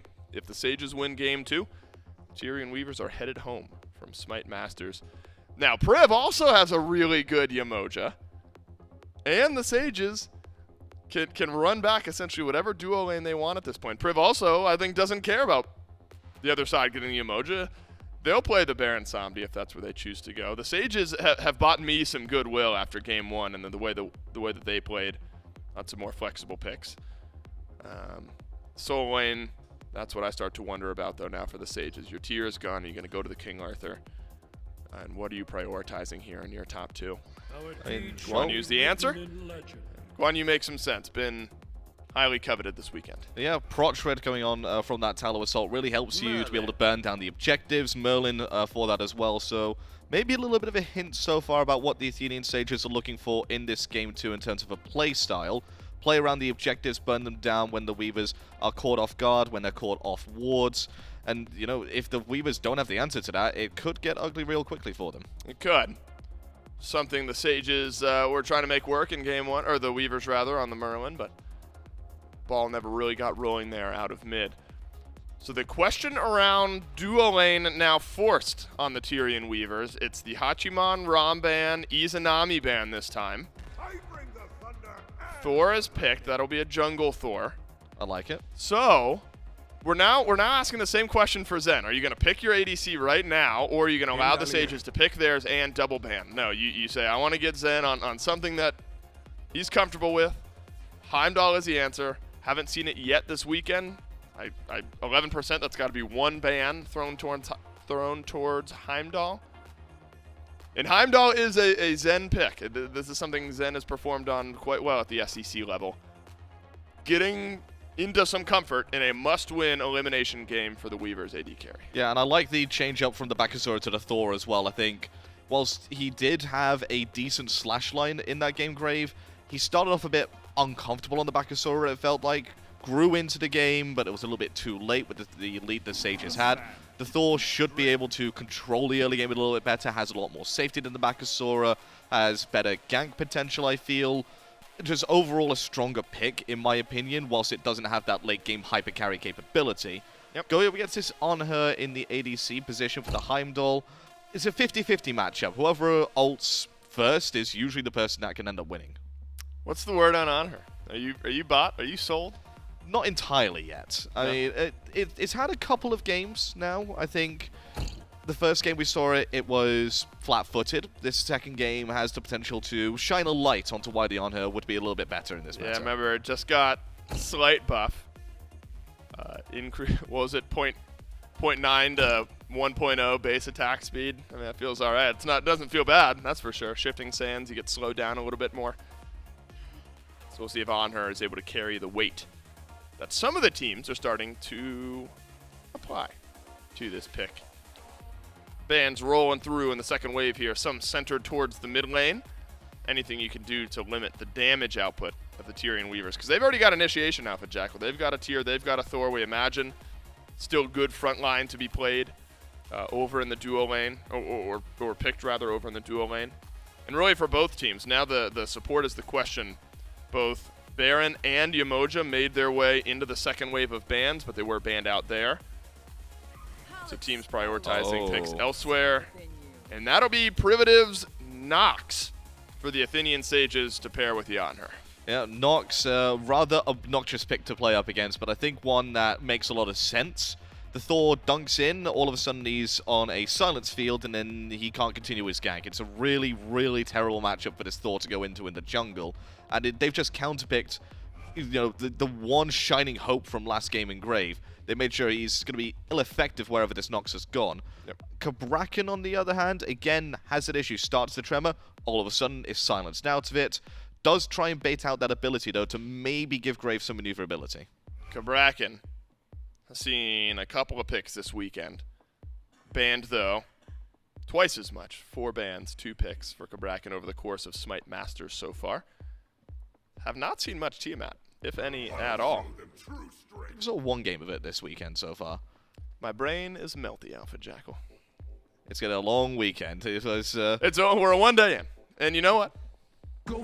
We will see one more game of Tiamat. Maybe, it didn't win, 0% win rate, just the 1 pick, so maybe it's a forgettable game of Tiamat. Does Tiamat, though, in your mind, is it the type of mage, does she just fall into that kind of catch-all territory? I mean, we've seen heavy Tiamat meta, we've seen Tiamat not getting picked all that often, but still feels like the style of pick in a heavy mid-lane pick ban phase that a mid laner can go to and still feel comfortable. I feel like Tiamat is just one of those, like you mentioned, catch-all picks. If you need a pick for early game, Tiamat fits that. If you want to pick for late game, Tiamat fits that. But the last time we saw Tiamat, it was up against Johnny's Carly. And now it's a bit of a deja vu here, as the Sages have given Carly over to Jangaru. Probably the only other jungler in the SEC that would look to pick up this pick. And look at the composition it's going against. I see almost no chance for the Weavers to really be dealing with this outside of the Cabrakan walls. That's going to have to be the big question, though, isn't it? I mean, can you slow down Akali? Can you wait until destruction times out? Heimdallr can be a safe pick, so maybe you're getting away from it with your Bifrost, but Man, Kali, there's a lot of potential set there. Thor v. Kali, Alpha Jackal. Set the stage for me in the jungle. How do you see this matchup playing out? Kali just runs through Thor. That is pretty much how Okay. it goes. I mean, if Thor gets a lucky dunk in when Kali's unsuspecting of it, probably does win. A fortunate war when Kali's unsuspecting probably does win that head-to-head. But it is straight up two of them see each other before anything goes off. The Kali should win that 8 times out of 10. We saw some fun over in the duo lane in game 1. We figured there'd be pressure. We saw Baron, Izanami duo lane. Now we get Anhur Nox on one side. But on the flip side, Heimdallr versus Cabrakan. Cabrakan has been a run-it-down style support in days of past. Heimdallr, you want to scale up, get there later on in the game. How about the duo lane? What's the ebb and flow of this laning phase? Early game, you'd expect the Heimdallr Cabrakan to have the pressure, to have the push. But as the game develops, as the Anhur and Nox continue to gain a few levels and hit that level 5, start to look to see the pressure go towards them, especially if Kali does rotate over. But then after the mid-game sort of peak that they have, Right. they'll start to fall off a little bit more, and then it goes right back to the Heimdallr Cabrakan. And on one side, look, yeah, in game 1, we saw a complete tier takeover by Snaddy, the Sages solo laner. Got out of laning phase, dominated initiation. The stun on the ultimate has been game-changing for a couple of the players and a couple of the games that we've seen so far. I imagine that'll keep climbing up over the course of this weekend. Allow me to set the stage for you once more. SMITE Masters, you played through an entire phase of North American SEC. You lose in game 1 if you're the Weavers. You lost yesterday. You're trying to claw your way. Find a win here at SMITE Masters. Get something going for yourselves because this is an elimination game 2 for the Tyrian Weavers and a move on game 2 at that for the Athenian Sages. Number 1 seed out of North America. They've given themselves a great shot here. Alpha Jackal. It'll always come down to play on field. I don't want to ask you to levy your points again. I don't have any. That's right. You have no more points to bet. And so that is a cop-out one way or another. I'll give it to you, Alpha Jackal. Game 2, elimination on the line. Can the Sages get it done? The story of game number 1, Trelly, the tanks for the Sages came through and popped off. Privative on the Baron, the tier coming out from Snaddy. Incredible amount of engagement. Felt like they were running the fights at times, completely unable to handle that from the other side. And so the Weavers have taken a different approach. They have taken the tier away, and it's now on their side. Remakami is going to have that engaged potential, and they've gone for a little bit more of an aggressive tank in the support role themselves, off of the Yemoja onto this highly valued, it seems, over the weekend so far, this Cabrakan. What are your thoughts on the switch-up? I do like the Cabrakan, especially into a pick like Nox, where you're just not going to have to care about Shadow Lock at all as long as you channel that first ability and just immune the root. You do have to watch out for being the first one targeted in those fights because Cabrakan's escape is essentially that first ability as well, right? That's about it. You get that movement speed, that slow immune, and you just try to zoom on out of there and hope that that's enough. But there is plenty of lockdown here for the Athenian Sages. Renjaru has plenty of CC, so they have disruption for those tremors. Of course, once Jangaru and Snaddy decide to get active, that also could be something that puts Promise in some trouble. And that may be the reason that this Cabrakan has opted for the blink as opposed to something, like a shell. When you get dove as a Cabrakan, you're probably dying anyway, so hey, why don't we go in first? Why don't I be the first one in? That could be the idea here from Promise. Just trying to be as aggressive as possible. That's the way this Cabrakan likes to be played, and that's probably why it's getting highly prioritized. Yeah, I mean, last game, I think we saw Promise have a lot of struggles against the other side, the Baron Samedi pulling that Yemoja in. Not the greatest matchup, just character-wise, but this time Promise looking to hopefully channel that aggression a little bit better. And I think we've got another interesting part about the dual lane. These two picks, I'm not sure we've seen either of them yet this weekend. Heim, I think, received 1 ban. But it is an InMyZen god. We've definitely seen him perform on this pick in the past. And then Anhur, small buffs into 10.6, showing his face once again. Massive buffs. 0.9 attack speed to 0.1. To 1. 1.0, sorry. Up 0.1. Up 0.1. And the slow on the pillar. And that's exactly why we're seeing this on her, and that's why we're seeing Grave trying to put some pressure on her. But Renjaru says, I'm going to shove you up against the wall and not care. Sorry about that gank. Ooh. No beats down, and laughs at him for his troubles. There's going to be no gank attempt, no beads down. Renjaru lives to see another day. Yeah, I think Renjaru is feeling pretty good on this pick already. Maybe a comfort pick for him. But you're absolutely right. The buff brings him into the forefront, and with the hunter pressure that we've seen, you know, I think yesterday we saw very heavily Rama, we saw very heavily Hachiman. So to have this many hunters be prioritized or at least able to compete at this level, I'll be interested to see how this 1v1 goes once these supports start to rotate out. But thinking about the game and the pressure that both of these teams have, I think we saw things off to generally a slow start in game number 1, right? It was a couple failed ganks that Grave had, very similar to that early attempt over there on the left-hand side. But it changes up now in the jungle significantly. Grave wanted to go early last time. He's gone more early in the Thor this time. Meanwhile, Jangaru has gone much later with the Kali pick. Yep, the Kali, I think, just does not love fighting early. As you can see, Grave can just kind of W key him down and try and find those 1v1s. But Kali has always been a ticking time bomb. It is, hey, if we can stay relatively even until like level 20 when I'm full slotted, there's a chance I just hard carry this game away. And that is the idea. Grave hammers right in front of Snaddy, can't find the slow, and we'll be able to take away the blue buff. But the question now becomes, can you try and steal this one away? Remakami gonna pull it under tower. Unfortunate for Snaddy.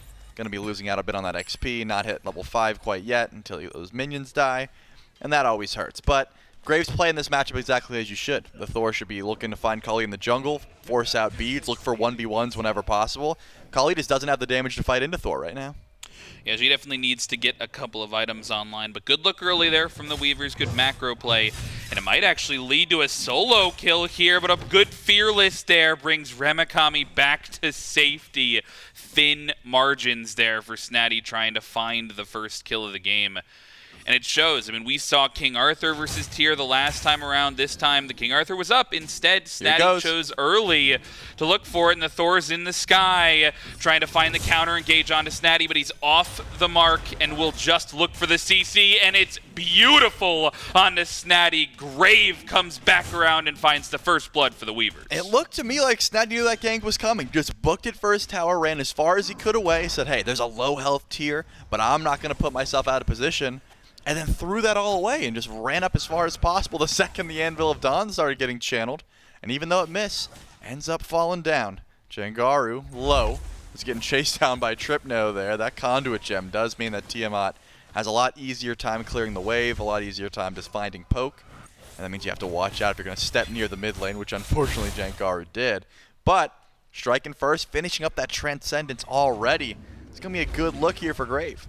Yeah, definitely off to a better start than he was in game number 1. And I think that is a good look in terms of how he wants to control the map. Oh my, InMyZen out of nowhere decides to go on to Renjaru, and Grave is here to join him. No jump available, and Renjaru channeling the VGS once again as they are going to fail to catch him out on the aggression. They have a clear goal. Like, they want to focus out the Anhur. Renjaru just keeps living. Yep, and that increased slow, paying dividends there. He put down the pillar and started laughing. He said, there's no way you can try and chase me down. At the very least, Anhur excels in 1v1s and surviving ganks, right? He's able to just put down the pillar, impale away, jump, use that ultimate for CC immunity. He's good at surviving when those things are coming his way, but if he loses those beads, it might be a little bit different. Finally, Snaddy's able to grab a blue buff at the very least, thanks to Jangaru making that rotation over. But it has not been too much aggression. It's been a lot of this towards Snaddy, forcing out the cavalry charge. And now Guan Yu's going to have to be careful, but look at this. Jangaru is nearby. Graves going up to the sky. Maybe Kali makes a presence known. Misses once again. A good dash there. But they will take the blue, though, and playing the macro game once again is Jangaru. Doesn't even want to participate in the fight, as Grave is going to keep trying to find this jungle v jungle matchup while he has the advantage. But Jangaru, what a switch up from game 1 to game 2. I mean, we kept talking about how he was just constantly in the enemy jungle on this Ravana in game number 1. And now he even has a pretty good opportunity to fight there. He is just on his farm game. I mean, this is how you play Kali in my mind. You can go for the sort of burst build, which we've seen a couple times, where you just go for like hi-rez and try and go for a one-shot off a blink. But it just seems to me, if you're going to pick Kali and you're confident your team can make it there, again, Jangaru had the ability to say, hey, Graves ulting you, I'm going to go in And he said, no, you're going to live. I know it. I'm just going to take away blue buff. I want farm. He's about a half a level up over Grave despite going down for first blood. And I imagine that's what he wants to keep prioritizing. It ends up working out very well as long as your team's not dying. And so far, it was just that one gank. Privative in on InMyZen. Will take a little bit of poke as a result, but still feeling confident in the fight in this dual lane once again is the recipient of a little bit of action as Gamma rotates over as well. But Snaddy continues to be poked down here by Remakami in, that first successful gank. You have to imagine Remakami's got a little bit of a lead. He's got all the pressure. I'm wondering if they're going to try and rotate this solo laner, especially with how impactful the tier was early on, try and rotate him out a little bit earlier in this game. Definitely has the ability to do so. They both don't have access to that teleport, so Snaddy can say, hey, Tier's going to have to walk the whole way over. I can just TP in. Because of that, Remakami has to plan his ganks accordingly, saying, hey, if you guys want to go for gold, you got to let me know like a solid minute in advance so I can book it on the way over, clear out a wave, maybe proxy farm, and then go over. You can tell, though, Renjaru in this 1v1 has been holding on to those beads as well as possible. If he can just avoid the ultimate, if he can just jump away and try and avoid that encouragement, he will do so. He wants to make sure he's got that survivability because of Grave, because of this Thor, the delete potential Anvil of Dawn brings. Grave has access to it right now, but there's just no easy targets. I mean, Priv's got the CC immunity, everyone else has beads, and of course, Snaddy's been playing very far back in that solo lane. Not making it easy for the Thor to find some gank targets. Yeah, no doubt about it. I mean, for as many ganks that Grave has had in those various lanes, I think he's only used the Anvil of Dawn in that solo lane, right? Even when he's tried to have the mid pressure, the dual pressure, he has not used that semi-global ultimate at all. And I wonder if that's because he's waiting for some of those power spikes to come online. Still stacking the trans, but I will eat my words as he Anvil of Dawn's over towards the left-hand side and is off the mark onto Renjaru, and he will get out once again safely. This time he's got to use the beads, but I speak too soon, and the blink in for Promise in the double tap will finally nail the kill onto Renjaru, and Promise gets out alive. They finally find success in the game. Yep, beautiful blink there from Promise. That kill does not go their way if it doesn't happen. Of course, Grave off the mark, but still pulled the beads. I think that was the target. Let's just get beads down. Maybe we find a kill, but at the very least, we put this on her in an unsafe position. And then Promise says, I saw a blink. If you hit a double tap, I can go in. The shell was not enough. Priv did try just about everything to try and keep his ADC alive. Doesn't end up going their way. And a second kill on the board for the Tyrian Weavers. And this Transcendence is getting stacked up. This Thor is playing the early game exactly as you would expect. But once again, you see Grave ganking. You can look on the right side of the map and see Jangaru stealing farms. Still a level ahead, or about half a level. Yeah, I mean, I think for the Tyrian Weavers, or for the Athenian Sages rather, they're about 1,000 gold down, but with the Kali, with their more late game team comp, you're just trying to keep their head above water. Yep. And I think they're doing that pretty successfully thus far. It's on the Weavers to pull the trigger, and that's maybe what they're looking to do. They group up on this left-hand side once again. No beads now for Renjaru. We'll see if Grave looks to channel the ult, but Privative rotating over as well. Making sure, saying, hey, I know exactly where this Thor's at. If he goes up, I'll tell you. But it's standing underneath the tower, probably a smart call. I am curious as to when Jangaru feels like, hey, I'm strong enough, I can get active. The kin size is finished up. That's usually the big power spike, but in my mind, Blink is the second big power spike, right? Kali doesn't like to leap in. You're essentially forced to beads in that regard. So Blink and Kins might be the go button, but Grave is sitting around here. Look how far, look how deep the Sages are, and Grave is still like, maybe I can gank. Like, they have not left the tower line, and they probably won't for 42 more seconds. Reason being, that's when Renjaru's beats come back up. That's when he's not just instant deleted if Anvil of Dawn connects when he's not paying attention. Yeah, they could not be trying harder to get this gank off. Grave is waiting in the wings, as is Promise.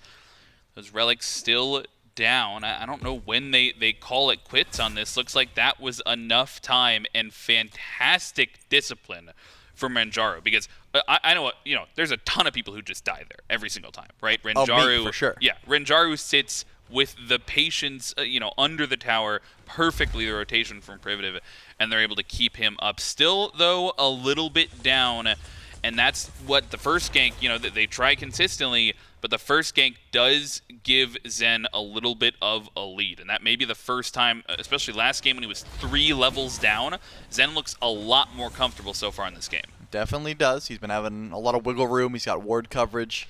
I mean, Jangaru hasn't went for a gank so far this game, so you imagine Zen isn't fearful of anything just yet. And even if so, you're on Heimdallr, one of the safest ADCs in the game. This Bifrost will get you out of most trouble if Jangaru does decide to go for a gank. The beacon spawns in here. It looks like first one to touch it is going to be Trypno, but already Priv is going to be there just to make sure that doesn't go down. I think the Sages are going to attempt to walk in, but you have to watch out. That Anvil of Dawn is available, and Grave is nearby. Rotation as well from Remakami There it coming is. in on tier, but Grave finds the first engage onto Privative, and he will fall. And Trypno grabs the last hit. Order side grabs the Stygian Beacon as well. Tyrian Weavers continue only ones on the board. Yep, Renjaru say, I'm not rotating out. I've been having a lot of ganks sent my way. InMyZen is going to start up the Gold Fury. Wow. And I don't know if you see this, Frog, but I see no one in sight. Nayhoo is trying to get in, but it looks like Remakami might just be on zone duty. Can you even step up? I don't think so. I don't know if he gets here in time. You might not know Remakami's there. Now he does, though, and certainly not going to be in range for that one. Tyrian Weavers secure the beacon and secure the Gold Fury, and will only force out the ult of Remakami in trade. Yep, all the while, once again, Jangaru's nowhere in sight. He's on the right side of the map. He's taking back camps. He's trying to push towers. This Kali is, I'm not even going to say farming. Anti-fighting is the way I would describe it. Saying, hey, please do not need me because I am going to be as far away from any sort of engagement as possible. And he still has not went back to pick up that blink, so does not have any reason to try and engage for the time being. They don't even grab the tier 1 tower. Wow. Maybe you take a Bastion. But Grave has been controlling the pace of this game so far. Anywhere there has been bloodshed, it has been spearheaded by this Thor's engage. Yeah, and credit to Grave, absolutely. But I think you might have hit the nail on the head. Anti-fighting for Jangaru. He has actively avoided fights and avoided answering this Thor. And for what, I mean, only a half-level lead? Maybe not even that, as Thor takes over to level 13 as well.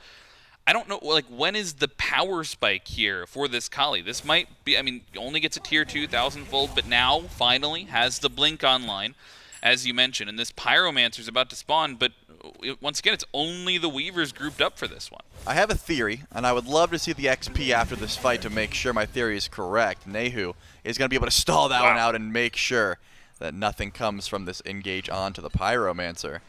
The Sages are probably ahead XP-wise just because of how much they've went farm. Yeah, they are. Despite being down 1,500 gold, they're chilling. They have that XP lead in their favor because they are just trying to get to level 20. That's their play. It looks like a blink in from Remakami and ult, I should say. There's Grave. Oh, they combine to go on the front liners. They will grab Nayhoo and push back, but Nayhoo has the damage as well, and they'll trade 1 for 1, but now it's the Tyrian Weavers trapped, but they've trapped the enemy in here with them, and Jangaru will fall. Trypno on a killing spree. They'll take down a 2 for 1, and the Pyromancer still stands. Pyromancer lives to see another day, and that's the big win there. The Sages finally did attempt to get aggressive, and it ends up biting off just a little bit more than they could chew. We saw Jangaru go in, did not get the passive reset. It seemed like that was the call. I'm guessing if Promise went down, things would have went a little bit differently, but didn't end up so. So Jangaru gets no credit, gets an assist for that kill as Nayhoo gets it to pick it up. And the Pyromancer doesn't drop down. Definitely in favor of the Weavers. And that XP differential I was talking about is probably no more. I mean, Trypno just gets so much off that fight, and yeah, finally, the Tyrian Weavers take the XP and the gold department. Yeah, and I think now it's on them. It's always been on them, right? They've got the more early game composition, but they were fighting around this Pyromancer. They were able to find the fight, not able to find the objective. But, you know, if I'm them, I just keep going back to it. And that looks to be exactly what they're doing. In fact, they're even farther up past the Pyromancer onto Jangaru. We'll force him to dash out early on in this one. And the supports will find some damage back and forth as Grave and Remakami are positioned aggressively around this objective once again, but they'll pick it up and the Pyromancer gets started down to about 75% HP quickly. And once again, Jangaru is just not here. He is farming the right lane, looking for a wide gank, and it's only Snaddy stepping up to this one. But the ultimates get channeled early, and Snaddy's on the chase. Finally, it's Grave who gets focused on, but he's up into the air. They're looking for the re-engage. Yep, Jangaru doesn't have beads. That would be a good target, but it looks like the ult down defensively, just hanging out with Trypno. So Grave is not going to look to engage. He didn't have his beads either, and recognize if he went in, could have fallen down, and that's not going to be a good look, giving this Kali a way back into the game. So the Sages are going to have to play defensively for the time being. I'm loving the aggression from the Weavers. They have not just sat by and sat on their lead. Every chance they get, they go for some aggression. They say, hey, Pyromancer's up. Maybe we can bait something in. But the Primal Fury spawned back in, and that is where I want to see pressure immediately. Remakami goes back to base. Wouldn't be surprised if he starts angling towards that left side of the map instead of clearing out the right. And it doesn't seem like that's the immediate case. Is running it down mid. I guess because Trypno, your 3-0 Tiamat, who's level 18 at the moment, does also have to go back to base. So playing defensively for the time being, not the worst idea, but if we don't see a Primal Fury pull in the next 2 minutes or so, I'd be shocked. Yeah, and I think we've got some power spikes coming through here as well. A lot of tier 2s, and specifically these builds coming through from the carries. But we don't even get a chance to see those have action in a fight, as the Gold Fury is going to get taken down for free. The Weavers the only ones over there, and it's the Sages looking to trade the Pyromancer for the Gold Fury. But the Weavers steal that as well. Remakami and Trypno combine for the damage, and the Weavers get them both. Yeah, Trypno just doing too much. You're letting him have an uncontested chance to just spam through the wall there was not enough. That second ability confirms it right on time for the beacon spawning in. It's all Weavers, and a beautiful engage from Promise. Doesn't drop the walls, and actually he's getting aggressed onto. Oh my goodness, the ultimate is perfect, and Snaddy grabs the kill onto the support, but Grave is a huge ultimate, and Remakami helps out, takes out the mid laner as Grave falls on the other side of the fight, and now it's InMyZen in the middle of 4, and it's the Weavers on the retreat, running away from the capture point.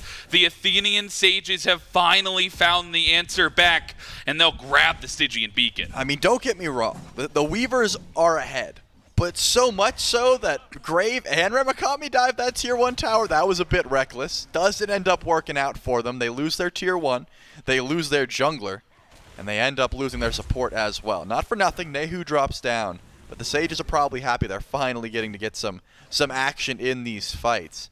Relic's down as well. Not looking too good, so the Sages might want to retreat pretty much immediately because of how much they used just to confirm those kills. And InMyZen said, yeah, I was aggressed upon. I had to use my Relics, but I'm still going to grab the tier 1 tower over on left as well. Pressure is in the hands of the Weavers, or at least it felt that way up until that one fight goes the way of the Sages. But I think, once again, you're on the target, right? They aggress too much, and for as much as Grave has been running this game, now we finally get to see Jangaru in these fights. He's got his power spikes online, got the Kins, got the Hasten, he's got the Blink on the engage, and now he has that level lead that he can hold on to. But in that fight as well, it was Snaddy, who has always been in the front of these fights with the cavalry charge. For as much work as he was doing last game with the Lawbringer, he's been as effective with the cavalry charge and getting into these fights for the Sages. Certainly has been, and I think that Snaddy is something that needs to be dealt with, but the biggest issue I see on the map is Trypno, right? This Tiamat is still 3-0, has a massive bounty, already upgraded into the Gem of Focus, just spamming abilities consistently, proccing that Soul Reaver. It's going to be an issue, and no one has been able to pull those relics. Pay attention to Trypno's relic timers. They're going to be up pretty consistently because no one wants to get within melee distance of this Tiamat, just pumping out too much damage so far. Peel hasn't really been necessary because everyone's going on the tanks, right? Promise is usually the first target in these fights, and because you're using your ultimates and your CC on a Cabrakan, the Tiamat gets the free cast. Not the highest on the damage chart so far, but hasn't really needed to put himself out of trouble, and because of that fact, I mean, no relics used, undying so far, has a big bounty on his head.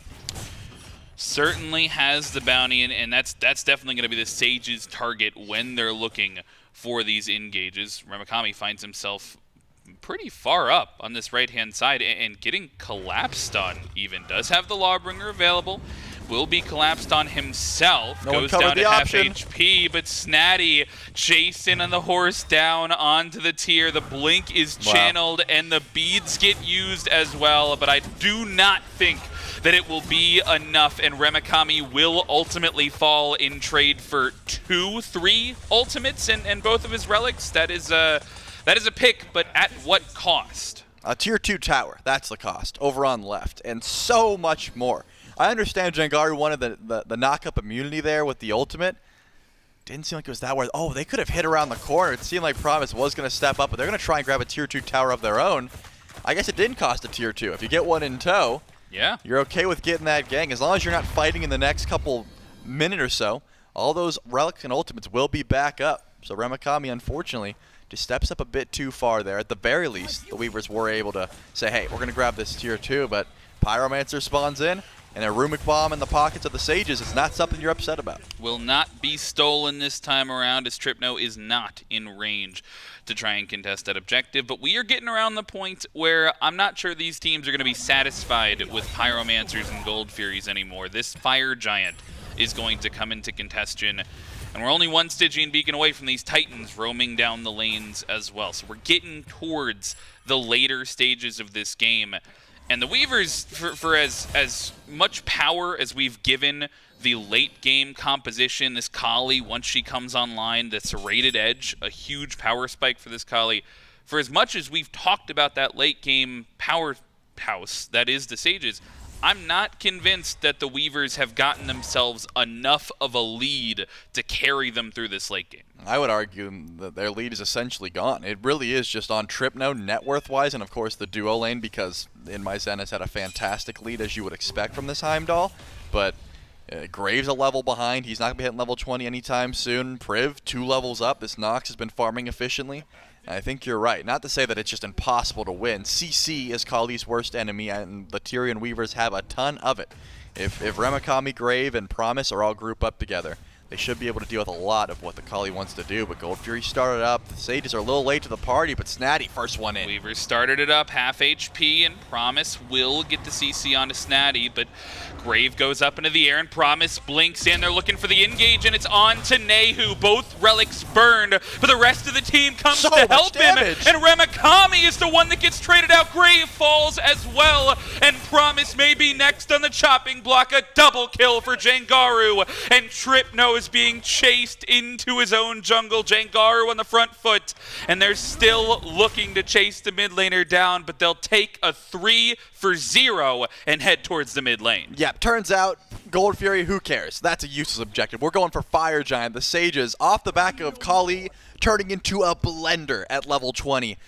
Massive damage. No one expected Remakami especially to just get cut through like that, but look at that build. It's all HP. Kin size does not care, and it's going to be Zen stepping up to go for a miracle steal. I'm not sure this is a smart call. I don't know. He's got to be perfect, and Jangaru's the first one to meet him in the jungle. He uses the Bifrost well, though, and will at least hold on to his life. Trypno's now in the vicinity, and Snaddy's on zone duty. The Fire Giant's falling to 25% HP, but they've got to clean this up fast. If Trypno's going to get in there, he's going to try and steal, and maybe on the precipice of it, the Weavers take it away, and they face no punishment. Trypno walks away scot-free, and the Weavers hold on to the reins. That is ridiculous how slow that Fire Giant went down. I mean, I love the call from Jangaru to say, hey, Zen's walking up. We have to do something. But Zen walking up not only stalled the DPS, but Jangaru's so weak that he couldn't help with the Fire Giant. And Trypno just walks up slowly and steals another objective. This one, much more important, by the way. Oh my goodness, and like Snaddy was there, he was zoning out Trypno, and Trypno just continues to be the MVP for this squad, still deathless, and it's the Weavers now firmly in control. They've got the Fire Giant around their waist, they're grouped up for the Gold Fury, and they'll take the other objective on the left side as well, and look to push up this left lane. Surprisingly, both soul laners here at the enemy Phoenix on the right-hand side, but now the fight's changed, Trelly, right? Yep. We're moving out of the jungle. We're moving in towards this mid lane, this right lane where the tier 2 towers remaining still stand. And you see that mark on the map. These Titans are going to be marching down the middle lane where that Tier 2 tower stands. The Weavers are going to have themselves quite a push. They certainly will. So split pushing is the name of the game here for the Sages. You can see Jangaru and Renjaru on the left side of the map. They're not pushing with the Titans, but Jangaru needs to be worried here. Doesn't have beats for another minute, and Grave was nearby. It looks like just going to grab the Tier 2 tower for absolute free. No one on the side of the Weavers is going to try and stop it. They're pushing with their Titan. Not necessarily a bad call when you have Fire Giant. They want to run it down mid, but someone might have to back if the Sages decide to stick around for this Phoenix, and it is Grave. It looks like he's going to head back to base just to make sure that left side bird doesn't fall down. But now the Weavers, they've got a Fire Giant buff on 5, a full health Titan, and they're marching up to a Tier 2 tower. Jangaru was the whirlwind in the last fight that the Sages won, and he's going to be late to this one. Back to base just now, but looks like without Grave, the Weavers feel the same way. They don't push under that Tier 2 tower with the Titan. They'll instead wait for their own minion waves and wait for their jungler to get back in range of the Anvil of Dawn. It's going to be a pressure around this Tier 2 tower as they've got the Tiamat minions pushing in as well. I'm looking at the blink from Promise here for the potential engage. Could be. Graves also standing by trying to find a wall, but this Tier 2 tower is looking a little more daunting than the Tyrian Weavers expected. They're going to wait until some minions push up, and keep your eyes on Jangaru, who's sitting in the jungle trying to find an engage. Now has the Magi, so even if the beads go down, it has that CC immunity. They're in on the engage. Ding, Tier 2 tower, and Snaddy gets poked out early, and the Phantom Shell gets burned as well as Promise's ultimate. That Tier 2 tower, though, still healthy, up at half HP. The Sages looking to potentially back off of this one, but Jangaru's still waiting in the wings, and the teleport coming through as Zen takes a ton of poke, and that is going to be the retreat button. Their ADC falls down a little bit too low. The Weavers back off. Yep, that's the Fire Giant there. Of course, it was a steal attempt by the Weavers, and it ends up going their way, so it's not like that was the aggressive play they would have liked.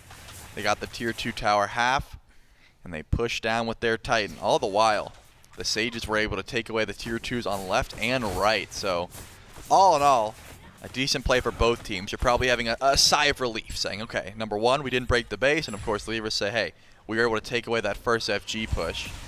The Fire Giant's going to spawn back in here shortly, and that means that if this game stalls out like we think it will, because these fights have been very close, we're looking at enhanced Fire Giant territory. It's going to be a minute 20. No one's burning through that objective right away, and because of that, relics come into play, CC, ease of engage. That Phantom Shell that went down a minute ago could be a big deal if Promise is able to find a massive ultimate before Priv is able to get that off cooldown. And I'm just paying attention to number one, CC, and number two, the ease of engage for both of these squads. You've been talking about the cavalry charge, and Snaddy has been a big deal, but hasn't been able to find too much as of recent because his team's been so far back. Yeah, I mean, I think I'm still looking at Remakami to be able to make this impact. They first picked this tier, and so far in the couple of fights where they have combined the engage along with Grave, they've had a good solo jungle dive.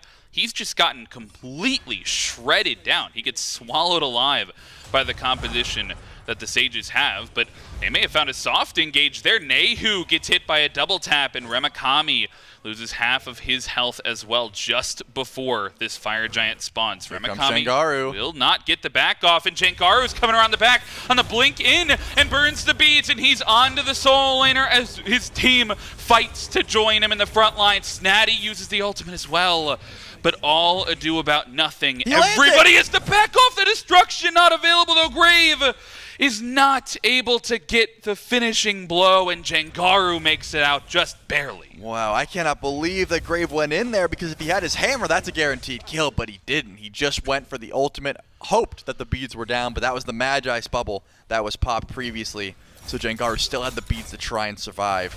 Remakami also had to burn his beads just to make sure the Kali wasn't able to find anything. And that, I'm going to call that a double down, relatively even for both of these teams. And now, enhanced Fire Giants being looked at.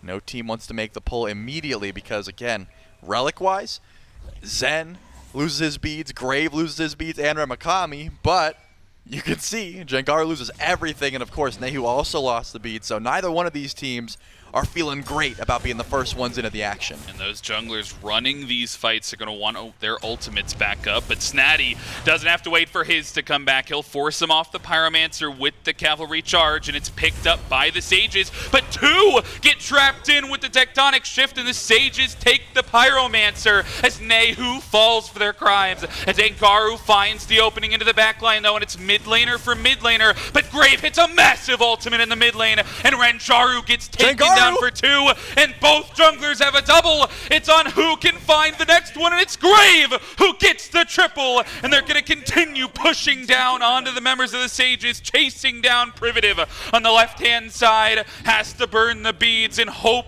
he can stay alive for as long as possible, but the delay will only be enough to stop the Quadra, the unofficial Quadra for Grave, and the Weavers stand strong. Unfortunate there for Jangaru, got a bunch of kills, but once again, none of them were Kali targets. You don't get that reset, and Grave shows up massive for his team.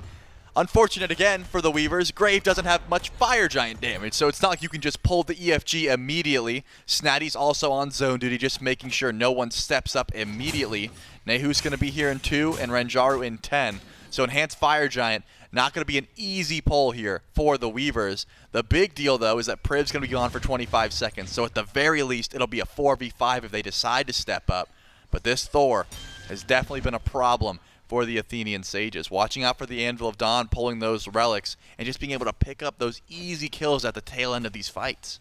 Grave goes huge in that last fight, and I think a relic graveyard is what I'm looking at for the Athenian Sages as well. The only things that are on cooldown are those ones that were off cooldown the last time this fight started, and critically, that's Jangaru having that blink available, having those beads back available to try and be the game changer that his fight needs. Both of these like big engagements continue to start with these mid laners being the focus, and now it's the Weavers with positioning around this Fire Giant, but they're looking to catch somebody out with a fight. They're hesitant to pull it.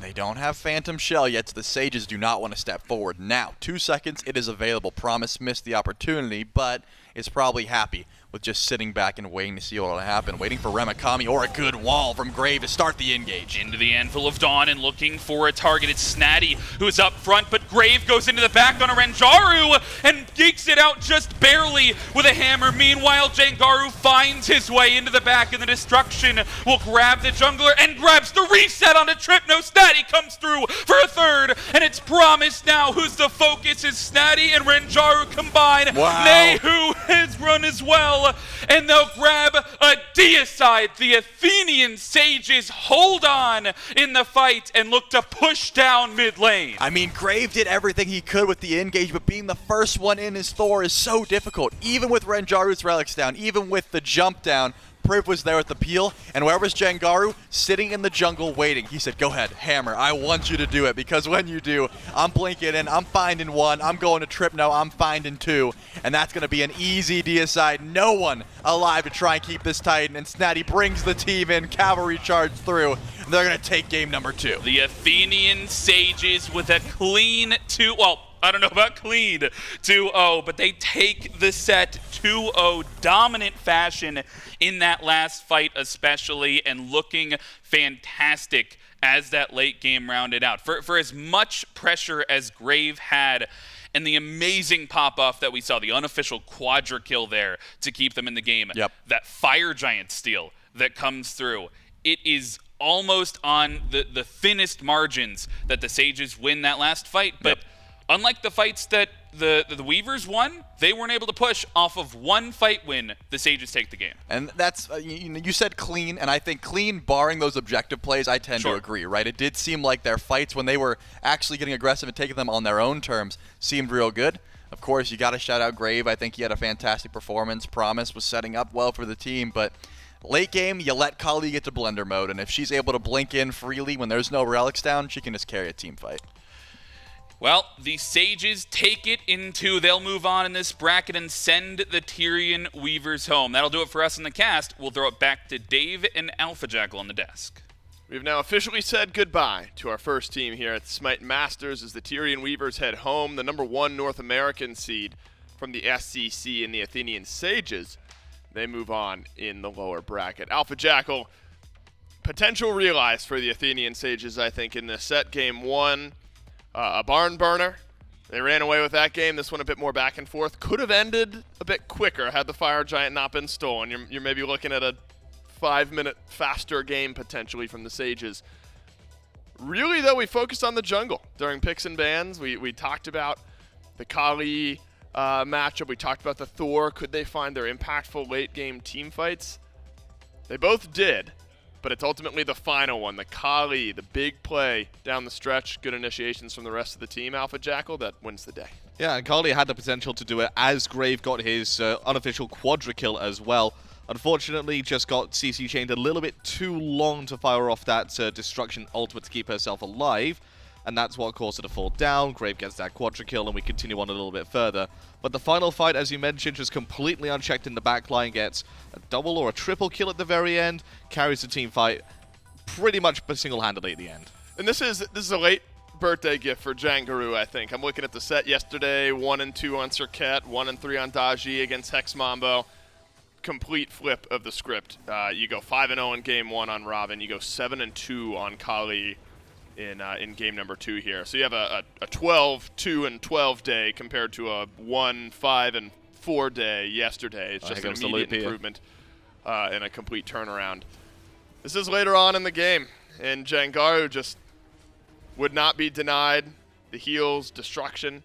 And it's something you expressed, Alpha Jackal, during picks and bans. There was concern about the ability to deal with this Kali. Yeah, the only chance that they really had to separate the Kali would have been the Cabrakan ultimate, just putting up a wall and denying the space for the Kali, forcing her to use her leap in, forcing her to use her safety. But every single engage was done by Grave. Promise didn't really have too much of an impact on this Cabrakan, I felt. It was a bit flat from Promise. Trypno, I felt like he had a decent game on the Tiamat, alongside, obviously, Grave having a decent game on the Thor. But you need everybody to step up when you're up against such a potent hyper carry. Yep, agreed. 7-2 and 7, as mentioned, for Jangaru on the Kali. Snaddy at 2-1 and 11. Snaddy had a great set here as well, back-to-back, really good solo lane games. And this is what we talked about yesterday with the Sages. EU is on a bit of a tear in their side of the bracket, and we'll see those teams play a bit later on today. We're wondering if we were going to see this version of the Sages show up. They sure did here, and they keep themselves alive in SMITE Masters. With a win, though, that means we've got to talk to Snaddy for the post-game interview. Thank you so much, Dave. That's right. We've got Snaddy here. Congratulations on the win. Appreciate it. I think you played fantastic, right? Thank you were one of the ones, I think, really running these engagements. They took the tier away from you in game number 2, and still on the Guan Yu, it felt like you were getting in there first. What was going right for your team in those engagements? Man, you know, yesterday we just played so slow. We're a slow-playing team, and I think we really wanted to make sure we're still staking with our slow play style. But we need a little bit more engaged. I was playing Thor, we had a Sylve, it just didn't really piece together as well as we needed to. I wanted to go something a little bit more frontline warrior-esque, and we ran that with Guan and Tier, and it went well. Yeah, I mean, you guys definitely were waiting it out, especially in that second game, Jangaru on the Kali. But ended up just, one fight, and you run it down. I got to ask, you guys got a chance to play yesterday, of course, the last set of the day, and now get to play again in the morning. What has watching the games and now playing, besides learning that different play style or different pacing that you're looking for, what are some of the new takeaways on the meta that you guys are sort of relying on as a team? You know, I think one thing we've really looked at is yesterday we kind of let Jangaru out to dry. We gave Johnny good matchups. Johnny played very, very well into us. We wanted to make sure we let him be a little bit more selfish. We know he's probably our best player mechanically. We want him to get those good 1v1s. So we prioritized getting him a good matchup, and things just went so much better because of that. Wow. Yeah, I mean, Jangaru definitely was another star player for you guys in that set. Well, last thing, after that win, you guys later on in the day are going to be facing off against the winners, Valhalla Valkyries, going up against the Solar Scarabs. You got a chance to see both of them play yesterday. Do you have a favored matchup of who you're looking to play later today? Well, we've played against the Valks a lot, in SCC and whatnot, so we're more familiar with those guys, but I'm a big fan of both of those teams, so I'd really be honestly open to play whoever. Well, we'll see who takes that matchup later in the day. Once again, Snaddy, congratulations on the win. Thank you so much for the interview. We'll throw it back to the desk. Great interview. Great answers from Snaddy there, Alpha Jackal. Actually, a lot of information to take away from that. A lot of it centered around pivoting their mindset, their play style, giving Jangaru more favorable matchups. Clearly worked out. I talked about how today 5-0 in game 1, 7-2 in game number 2.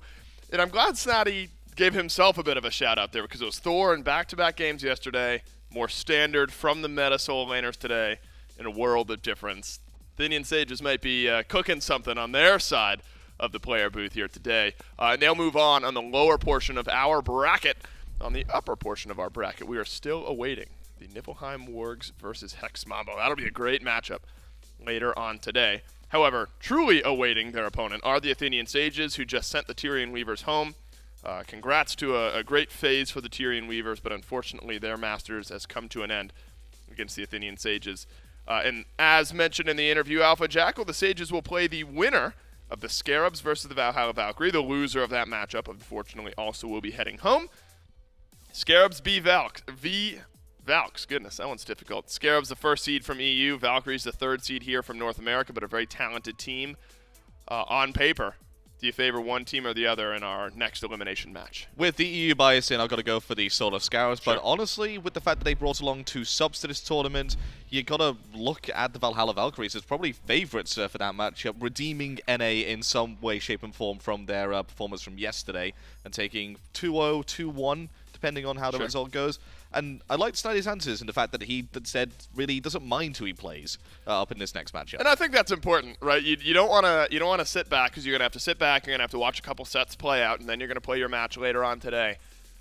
I think sitting back and praying we only have a chance if this one team wins one way or another, not the right mindset. And the Sages team seems to be in the right mindset here today. The Athenian Sages, they win our first set of the day 2-0 and send the Tyrian Weavers home. The Sages will play a bit later on today in their next matchup. Stick around, though. 3 more best of 3s just around the corner. Another elimination match coming up next.